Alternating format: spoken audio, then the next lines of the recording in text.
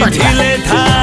ସିଲେଇ ମେସିନରେ ରଖି ଫଲ୍ଟି ସାରି ରଖି ହାତ ଛାଡ଼ି ଆମେ ସ୍ଟିଚିଂ ଆରମ୍ଭ କରିବା। କରିବା ପରେ ଆମେ ଉପରଟା ଗୋଟିଏ ପରସ୍ତ ସୂତା ନେଇ ଛୁଞ୍ଚି ସାହାଯ୍ୟରେ ଆମେ ହାତରେ ସିଲେଇ କରିବା। ଦାବି ଦେବା ରାଇଟ୍ ସାଇଡ୍ରେ ଆସ୍ତେ ଆସ୍ତେ ଆମେ ହେମିଂ କରିବା।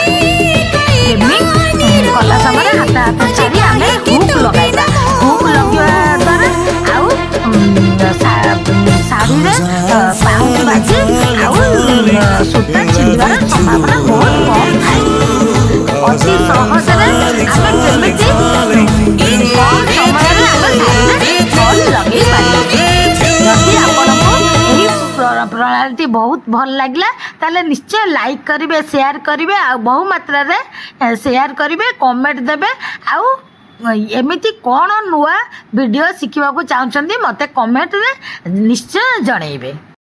ଏହି ଉପାୟ ଅବଲମ୍ବନ କରି ଆମେ ବହୁତ କମ୍ ସମୟରେ ବହୁତ ଗୁଡ଼ିଏ ଶାଢ଼ୀ ଗୁଡ଼ାକରେ ଆମେ ଫଲ୍ ଲଗାଇ ପାରିବା। ତେଣୁ ଏହି ଉପାୟରେ ଆପଣମାନେ ଶାଢ଼ୀରେ ଫଲ୍ ଲଗାନ୍ତୁ। ନିଜେ ଶାଢ଼ୀରେ ଫଲ୍ ଲଗାଇବା ଦ୍ୱାରା ବହୁତ ଖୁସି ଲାଗିଥାଏ। ଦର୍ଶକ ବନ୍ଧୁ, ଆପଣ ଏଇ ଭିଡ଼ିଓକୁ ମୋର କେଉଁଠୁ ଦେଖୁଛନ୍ତି, ଯଦି ଭଲ ଲାଗୁଛି ତାହେଲେ ନିଶ୍ଚୟ କମେଣ୍ଟରେ ଜଣାନ୍ତୁ। ଆଉ ଏମିତି ଭିଡ଼ିଓ ଆପଣ ଦେଖିଲେ କେଉଁଟା ଭଲ ଲାଗୁଛି ମୋତେ କମେଣ୍ଟରେ ଜଣାଇବେ। ଏଇଭଳି ଭାବରେ ଆମେ ବହୁତ କମ୍ ସମୟରେ ବହୁତ ଗୁଡ଼ିଏ ଶାଢ଼ୀ ଆମେ ନିଜେ ଫଲ୍ ଘରେ କରିପାରିବା। ତେଣୁ ଏଇଭଳି ଭାବରେ ସିଲେଇ କରନ୍ତୁ, ନିଜେ ସିଲେଇ କରନ୍ତୁ ଏବଂ ବହୁତ ପଇସା ମଧ୍ୟ ସଞ୍ଚୟ କରିପାରିବେ। ରହୁଛି, ଜୟ ଜଗନ୍ନାଥ।